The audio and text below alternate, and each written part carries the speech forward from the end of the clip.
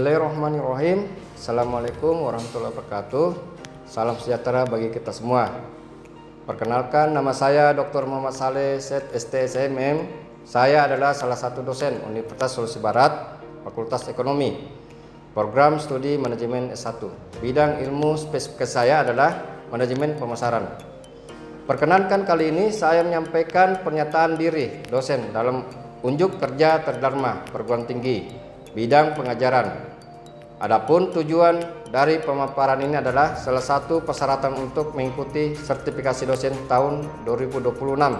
Sebagai dosen, saya mengampu beberapa mata kuliah seperti mata kuliah Budaya Organisasi, Pengantar Bisnis, dan Manajemen Pemasaran 1 dan Manajemen Pemasaran 2. Pada semester ini, saya mengampu salah satu mata kuliah, yaitu mata kuliah Manajemen Pemasaran. Mata kuliah ini adalah mata kuliah wajib yang berbobot sebanyak 3 SKS dan ditawarkan pada semester 3. Adapun deskripsi singkat mata kuliah ini adalah mata kuliah ini membahas mengenai fungsi organisasi pemasaran sebagai suatu proses dalam menciptakan, mengkomunikasikan, dan menyampaikan nilai kepada pelanggan dan untuk menjalin hubungan dengan pelanggan yang akan bermanfaat bagi organisasi dan stakeholder. Setelah mengikuti perkuliahan ini, mahasiswa diharapkan mampu memahami dan menganalisis fungsi organisasi pemasaran sebagai suatu proses dalam berhubungan dengan pelanggan, membentuk brand yang kuat, membentuk penawaran pasar, menyampaikan dan mengkomunikasikan nilai sehingga dapat menciptakan pertemuan dalam jangka panjang. Metode pembelajaran yang saya gunakan dalam mata kuliah ini adalah metode DIA atau singkatan dari Delivery Interaction Assessment. Delivery itu sendiri adalah bagaimana cara saya menyampaikan materi kepada mahasiswa sehingga mereka bisa menerima dan memahami dengan baik. Sedangkan interaction adalah bagaimana interaksi saya dengan mahasiswa. Saya melakukan pengajaran sehingga capaian pembelajaran dapat tercapai dengan baik. Dan assessment adalah pemberian tugas kepada mahasiswa di setiap akhir perkuliahan untuk mengukur kemampuan mahasiswa dalam memahami materi yang telah saya berikan. Adapun capaian pembelajaran, lulusan diharapkan mahasiswa agar mampu bersikap, berkontribusi dalam peningkatan mutu kehidupan bermasyarakat, berbangsa, bernegara, dan kemajuan peradaban berdasarkan Pancasila. Taat hukum dan disiplin dalam kehidupan bermasyarakat dan bernegara. Menunjukkan sikap bertanggung jawab atas pekerjaan di bidang keahliannya secara mandiri dan menginternalisasi semangat kemandirian, kejuangan, dan kewirausahaan. Capaian keterampilan umum atau CP keterampilan umum. Pertama, mampu menerapkan pemikiran logis, kritis, sistematis, dan inovatif dalam konteks pengembangan atau implementasi ilmu pengetahuan dan teknologi yang memperhatikan dan menerapkan nilai humanira yang sesuai dengan bidang keahliannya. Kedua, mampu mengambil keputusan tepat berdasarkan analisis informasi dan data dan mampu memberikan petunjuk dalam memilih berbagai alternatif solusi secara mandiri dan kelompok. Tiga, mampu memelihara mengembangkan jaringan kerja dengan pembimbing, kolega sejawat baik dalam maupun luar lembaganya. Keempat, mampu bertanggung jawab atas pencapaian hasil kerja kelompok dan melakukan supervisi dan evaluasi terhadap penyelesaian pekerjaan yang ditugaskan kepada pekerja yang dibawa tanggung jawabnya. Kelima, mampu mendokumentasikan, menyimpan, mengamankan, dan menemukan kembali data untuk menjamin kestabilan dan mencegah plagiasi atau kesahihan dalam menyusun suatu tugas perkuliahan. Keenam, mampu bekerja sama, berkomunikasi, dan berinovatif dalam pekerjaannya. Tujuh, mampu menyelesaikan pekerjaan lingkup luas dan menganalisis data dengan beragam metode yang sesuai baik yang belum maupun yang sudah baku. CP keterampilan khusus. Pertama, mampu merumuskan fungsi manajemen atau perencanaan, pengorganisasian, penyusunan staf, pengarahan, dan pengendalian serta evaluasi pada level operasional di berbagai tipe organisasi. Kedua, mampu melaksanakan fungsi organisasi, pemasaran operasi seperti pemasaran operasi, sumber daya manusia, keuangan, dan strategi pada level operasional di berbagai tipe organisasi. Ketiga, mampu mengidentifikasi peluang bisnis dan membuat perencanaan bisnis. CP penugas penguasaan pengetahuan.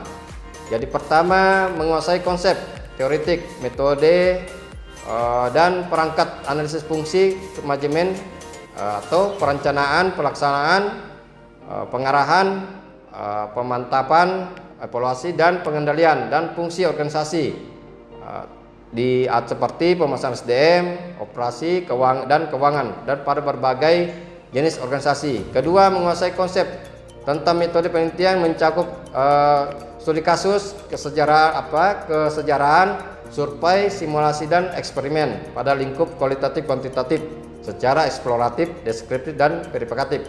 Ketiga, menguasai pengetahuan tentang jenis dan organisasi lokal, nasional, dan regional dan global.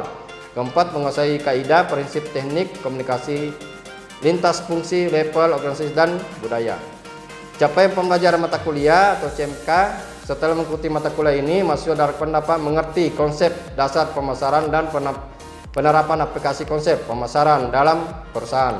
Deskripsi mata kuliahnya seperti mata kuliah ini membahas mengenai fungsi organisasi pemasaran sebagai fungsi suatu proses dalam menciptakan, mengkomunikasikan, dan menyampaikan nilai kepada pelanggan dan untuk menjalin hubungan dengan pelanggan yang akan bermanfaat bagi organisasi dan stakeholder. Serta mengikuti perkuliahan ini, mahasiswa diharapkan mampu memahami dan menganalisis fungsi pemasaran sebagai suatu proses dalam berhubungan dengan pelanggan, membentuk brand yang kuat, membantu penawaran pasar, menyampaikan dan mengkomunikasikan diri sehingga dapat menciptakan pertemuan dalam jangka panjang. Mata kuliah ini dilaksanakan sebanyak 16 kali pertemuan, tidak termasuk mid test dan final test. Adapun kemampuan diharapkan pada sub CMK ini adalah mahasiswa mampu menjelaskan tentang praktik pemasaran di abad 21. Mahasiswa mampu merumuskan strategi pemasaran dan pengembangan perencanaan. Ketiga, mahasiswa mampu merumuskan strategi pemasaran dan pengembangan perencanaan. Keempat, mahasiswa mampu mengumpulkan informasi dan menganalisis lingkungan pemasaran. Dan kelima, mahasiswa bisa merancang riset pemasaran dan peramalan permintaan. Karena mahasiswa dapat memahami dan menciptakan nilai pelanggan, program kepuasan dan loyalitas. Ketujuh, mahasiswa mampu menganalisis pada pasar konsumen. Pertama ke-8 ada ujian MIT. 9, mahasiswa mampu menganalisis pada pasar bisnis. Mahasiswa mampu mengidentifikasi pasar global. 11, mahasiswa mampu mengidentifikasi segmen pasar dan penagihan. Kedua, 12, mahasiswa mampu menganalisis pasar, posisi pasar. 13, mahasiswa mampu mengembangkan program ekuitas merek. Dan ke-14, mendiskusikan materi secara berkelompok mengenai penganalisis bagaimana pemasaran menghadapi persaingannya. Komposisi dan proporsi penilaian yang saya pakai pada mata kuliah ini adalah tugas pertama itu sekitar 20%, tugas kedua ada 20%, ujian tengah semester 30%, ujian akhir semester 30%, dan kehadiran 10%. Demikianlah penyampaian saya mengenai mata kuliah manajemen pemasaran yang sampu. Selanjutnya saya akan menampilkan proses pembelajaran yang saya lakukan di kelas dengan micro teaching secara luring. Selamat menyaksikan. Assalamualaikum warahmatullahi wabarakatuh. Assalamualaikum warahmatullahi wabarakatuh. Waalaikumsalam warahmatullahi wabarakatuh. Dan selamat siang menjelang sore. Jadi terima kasih sudah salam sejahtera buat kita semua. Jadi terima kasih sudah mau hadir di kelas pada hari ini. Jadi pertemuan mata kuliah hari ini itu manajemen pemasaran. Yang kita bahas sekarang ada konsep dasar pemasaran. Jadi secara umum sebelum kita memulai dengan apa itu pemasaran, jadi kita harus tahu dulu apa itu konsep. Jadi kita harus dulu pemasaran itu apa definisinya. Jadi proses pemberian kepuasan kepada konsumen untuk mendapatkan laba. Jadi pada inti poinnya sini adalah bagaimana pemasaran itu bisa berjalan sepenuhnya kalau nilai dan kepuasan pelanggan itu bisa dapatkan oleh perusahaan. Jadi intinya produk yang ditawarkan oleh perusahaan itu sangat harus mengandung nilai dan manfaat yang bisa dirasakan pada intinya itu kepuasan itu dirasakan penuh oleh pelanggan atau konsumen. Nah, secara lengkap di sini kita bisa bahas definisi secara luas itu proses sosial dan manajerial, di mana individu dan kelompok memperoleh apa yang mereka butuhkan dan inginkan melalui penciptaan dan pertukaran produk serta nilai dengan pihak lain.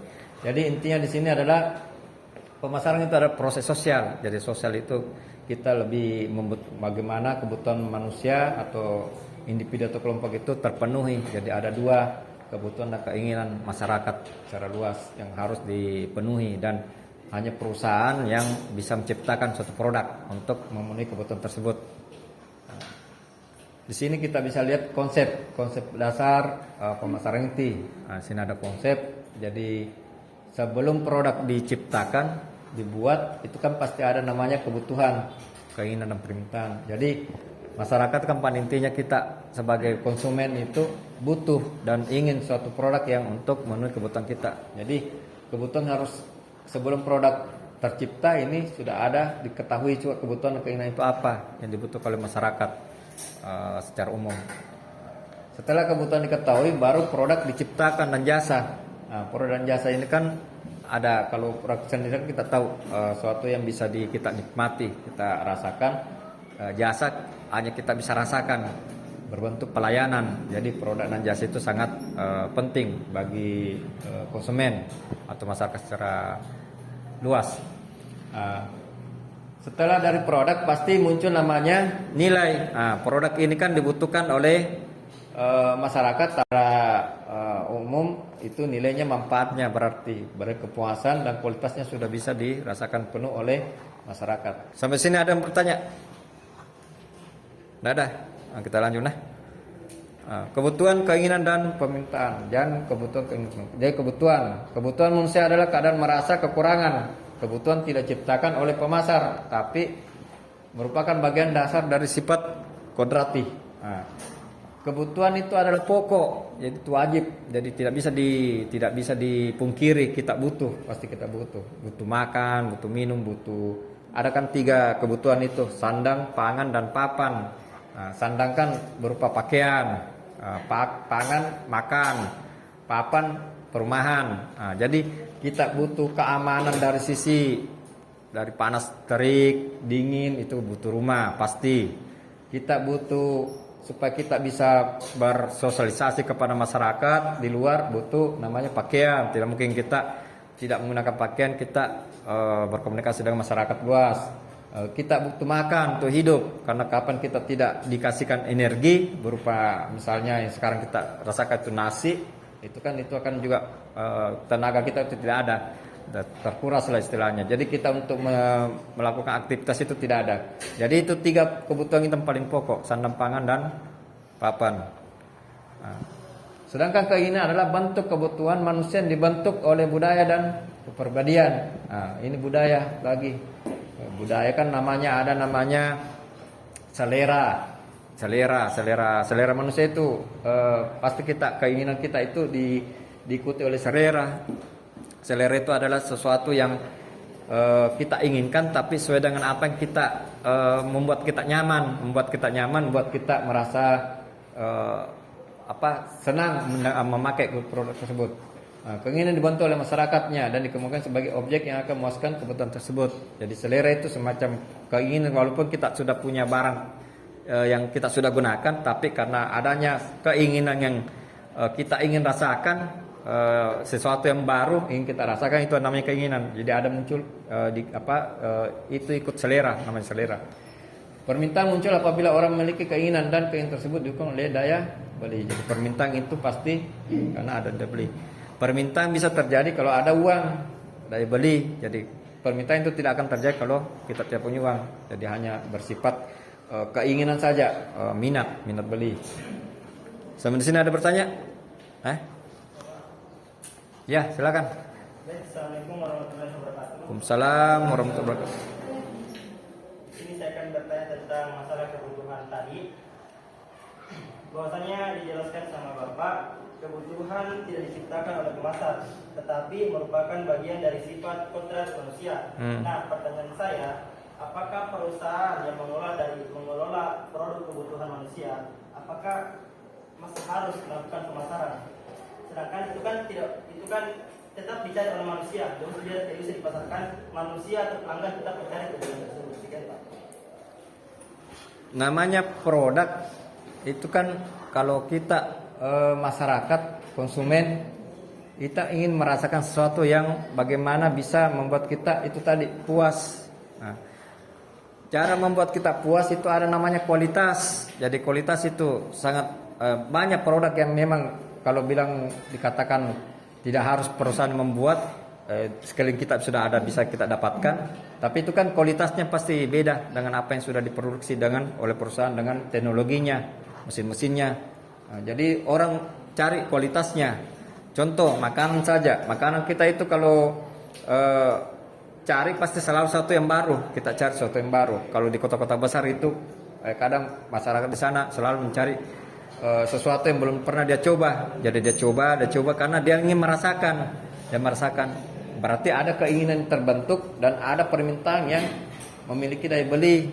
Jadi sehingga kalau sudah muncul namanya keinginan dan permintaan, otomatis kan perusahaan pasti juga bagaimana menciptakan sesuatu ini yang memang dibutuhkan betul atau diinginkan betul oleh masyarakat. Jadi tidak bisa dipungkiri itu kalau namanya kebutuhan itu sangat wajib lah dipenuhi oleh masyarakat. Keinginan itu sangat tidak bisa juga dipungkiri. Jadi keinginan muncul di dalam diri kita pada saat kita berhadapan dengan satu produk yang kita inginkan. Misalnya biasanya kita kalau jalan-jalan ke mall misalnya lihat sesuatu yang baru pasti ada perasaan ingin membeli, tapi ini tidak ada daya beli. Biasanya seperti itu. Jadi itu ada keinginan, minat. Lanjut. Produk adalah segala yang bisa ditawarkan ke pasar.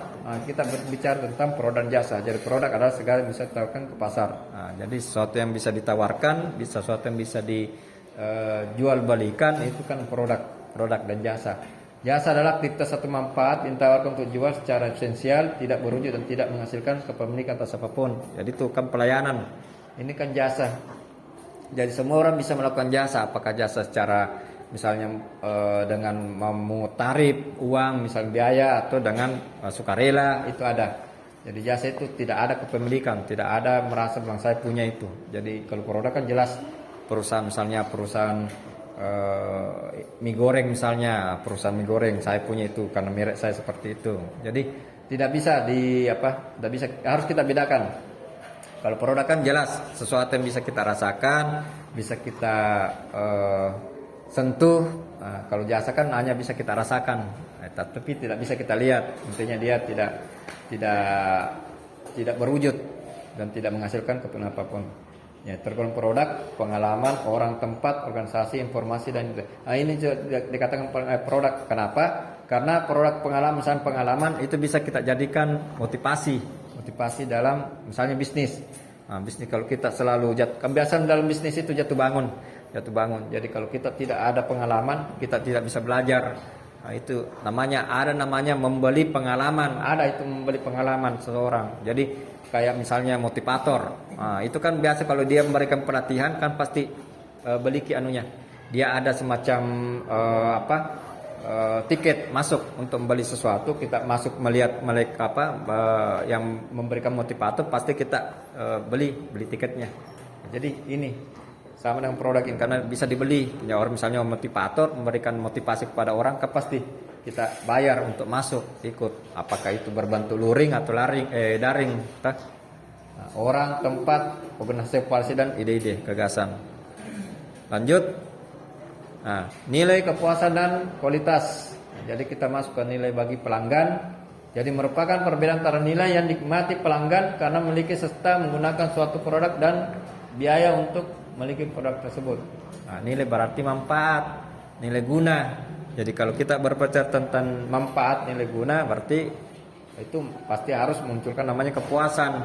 Semakin nilainya bagus, semakin manfaatnya berguna bagi masyarakat, semakin kualitasnya sangat bernilai bagi masyarakat, itu juga akan munculkan namanya kepuasan. kepuasan. Jadi nilai itu sangat di berfokus betul untuk kepada suatu produk. Jadi tidak bisa juga kita abaikan nilai. Lanjut, kepuasan pelanggan tergantung pada anggapan kinerja produk dan memberikan nilai dalam hitungan relatif terhadap harapan pembeli. Jadi kepuasan itu relatif. Jadi intinya kita ada kadang misalnya suatu produk kita rasakan puas dari sisi rasa, tapi kita tidak puas dari sisi kemasan, bisa saya begitu. Jadi relatif. Ada orang puas dari sisi kemasan, tapi tidak puas dalam sisi misalnya tekstur misalnya atau rasa, bisa saja. Jadi ada beberapa. Jadi macam misalnya kalau kita mau lihat contoh yang paling sering kita dapat itu anak kecil biasa. Kalau ada permen-permen yang kayak permen jelly atau permen, memang kalau kita makan agak lain, tidak enak, tapi bagi mereka enak, puas karena dia bentuknya unik dan bagi mereka juga rasanya bagus. Bagi kita mungkin tidak. Karena memang kita ada relatif itu kepuasan, tidak akan mengikat suatu seseorang harus puas dan mencoba sesuatu itu. Kualitas merupakan sifat dan karakteristik total produk atau jasa yang berhubungan dengan kemampuan memuaskan kebutuhan pelanggan. Jadi kualitas itu sangat ini. Intinya kita harus puaskan kebutuhan pelanggan atau konsumen secara umum. Dan tidak bisa juga kita abaikan itu namanya kualitas. Jadi kualitas ini bisa terbantu kan ada tiga proses dalam ada tiga kategori sebelum terbentuk produk jadi. Ya namanya bahan baku. Bahan baku ini yang harus dicari kualitasnya yang bagus. Bahan baku bisa terbentuk, bahan baku yang kualitas bagus bisa membentuk suatu produk jadi yang berkualitas. Jadi misalnya pakaian dari sutra misalnya, itu kan pasti dari benang sutra. Benang itu kan diperoleh dari bahan bakunya sutra, ulat sutra misal kalau tidak salah. Kita buat jadi suatu benang, kemudian dijahit jadi suatu pakaian. Itu yang punya kualitas, intinya banyak. Tapi nilainya pasti juga tinggi, mahal, karena memang untuk mendapatkan bahan bakunya sendiri itu agak susah. Sama seperti sekarang ini, zaman sekarang, era sekarang, karena ekonomi lagi tidak stabil, otomatis kan bahan baku itu sudah mulai juga mahal karena rupiah melemah sehingga bahan baku mahal. Itu mengakibatkan banyak perusahaan yang terancam, sehingga dengan antisipasinya PHK karyawan misalnya, atau dengan mengurangi tenaga kerjanya, atau misalnya mengurangi mesin-mesinnya misalnya, seperti itu. Jadi kualitas sangat tidak bisa juga diabaikan. Ada pertanyaan sampai sini? Ada pertanyaan sampai sini? Dadah. Lanjutnya. Pertukaran transaksi dan relasional. Jadi ini lagi pertukaran transaksi dan relasional. Jadi kita bisa lihat pertukaran ada tindakan memperoleh objek yang dilambakan dari seorang dengan menawarkan sesuatu sebagai penggantinya. Nah itu. Jadi kita beli barangnya orang, itu kan pasti ada pertukar yang bisa ditukarkan. Yang sekarang kita saya bilang tadi uang rupiah. Dulu masih sistem barter. Kenapa sistem barter? Karena belum ada namanya rupiah, belum diciptakan itu namanya rupiah. Intinya secara luas itu rupiah belum bisa dinikmati oleh masyarakat kecil, hanya orang-orang tertentu saja. Jadi sehingga mereka untuk mendapatkan beras, mendapatkan bahan kebutuhan pokoknya misalnya, itu harus menukarkan dengan beberapa barang. Apakah pakaian, apakah benda radio kah misalnya. Dulu kan masih ada radio kuno. Transaksi terdiri dari perdagangan nilai di antara dua pihak, yang satu memberikan X kepada pihak lain dan peroleh Y sebagai pengganti A. Ini kita ibaratkan X ini adalah faktor bebas. Maksudnya faktor bebas itu faktor yang tidak mempunyai keikatan tertentu. Intinya misalnya uang. Ini yang terikat. Ini sesuatu yang harus kita beli dengan uang tersebut. Uang tersebut kan itu kalau bisa berbentuk, misal sekarang bisa berbuat 1.000 rupiah misalnya, 5.000, 10.000, kan itu tidak terikat dengan suatu nilai. Tapi ini kan kalau Y itu harus kita dapatkan, itu yang harus, maksudnya tidak bisa kita rubah-rubah. Misalnya beras, harus kita beli beras. Harus beras, tidak mungkin kita saya mau beralih ke gandum saja, ke jagung misalnya. Tapi karena kalau kita sehari-hari makan beras, ya pasti kita beras butuhkan. Karena kalau kita sudah makan ada beras tapi kita cari yang lain kan itu juga tidak masuk akal. Itu. Dalam transaksi pemasar perlu membina hubungan jangka panjang dengan pelanggan, distributor, dealer dan pemasok yang bernilai tinggi. Jadi ini juga penting, pelanggan, distribusi, dealer dan pemasok. Jadi distributor itu kayak misalnya pedagang-pedagang yang sudah menjajakan atau memperdagangkan suatu produk. Pemasok itu yang menyalurkan produk tersebut kepada pelanggan. Pemasar nasional suatu proses penciptaan, penularan dan penguatan hubungan yang kuat dan penuh dengan penghargaan dan kepercayaan. Ini intinya kayak hubungan komunikasi yang kuat dengan masyarakat yang harus juga dilakukan dalam bentuk apa? Biasanya pelayanan. Kalau pelayanannya bagus terhadap masyarakat, kita melayani dengan baik. Kan ada ungkapan itu, pelanggan adalah raja. Nah, sama kalau kita bertamu, tamu adalah raja, itu pelanggan adalah raja. Kenapa dianggap raja? Karena ini yang mendatangkan keuntungan ke perusahaan. Jadi kapan pelanggan merasa tidak puas atau ada komplain, itu kan bisa saja perusahaan juga akan mengalami penurunan, karena otomatis itu pelanggan seperti itu kan berkurang, pasti lari ke tempat lain. Seperti itu. Ada pertanyaan sampai sini? Saya, Pak. Assalamualaikum warahmatullahi wabarakatuh. Waalaikumsalam warahmatullahi wabarakatuh. Saya jelaskan tadi sebelumnya tentang produk berjasa. Saya lebih tertarik pada jasa. Untuk pertanyaan saya, itu yang seperti ini, Pak. Pada perusahaan yang mengeluarkan jasa seperti Grab itu, kemudian apabila terjadi hal-hal yang tidak diinginkan seperti permen ojeknya yang berperilaku yang tidak sepantasnya begitu kepada penumpangnya, tentunya ini hal tersebut tentunya akan berpengaruh pada perusahaan Grab tersebut. Pertanyaan kemudian, bagaimana cara perusahaan atau pada bagian pemasaran untuk menaikkan kembali citra dari perusahaan tersebut? Ya, biasakan seperti itu juga. Makanya banyak terjadi itu di perusahaan. Ada perlakuan-perlakuan yang tidak diinginkan oleh masyarakat, konsumen. Jadi kalau sudah ada seperti itu, mereka biasanya komplain kepada masyarakat, kepada perusahaan. Jadi perusahaan itu biasa antisipasinya bagaimana supaya masalah ini bisa selesai cepat. Nah, itu biasa mereka membuat pelaku yang melakukan pelanggaran atau melakukan tindak misalnya etika yang tidak diinginkan oleh perusahaan itu mengadili secara memberikan sanksi, sehingga tapi kita tetap umumkan ke masyarakat, apakah lewat media sosial atau intinya masyarakat tahu usaha atau upaya perusahaan untuk masalah ini bisa tidak terjadi lagi, itu sudah diatasi dengan sanksi, mungkin sanksi berikan, pemecatan atau mutasi atau segala macam. Oke. Jadi hari ini materi mungkin sampai sini bisa kita saya bawakan. Jadi untuk hari ini materi yang kita bawakan ini sudah selesai. Jadi terima kasih sudah bisa bergabung, dan nanti kita ketemu lagi ke depan pertemuan berlanjutnya untuk kita lanjutkan materi selanjutnya untuk bisa kita bahas. Oke, kasih. Assalamualaikum warahmatullahi wabarakatuh. Waalaikumsalam warahmatullahi wabarakatuh. Demikian video pembelajaran yang dapat saya sampaikan pada kesempatan ini. Saya berharap penjelasan yang telah disampaikan dapat memberikan pemahaman yang baik serta bermanfaat bagi kita semua. Terima kasih. Wassalamualaikum warahmatullahi wabarakatuh.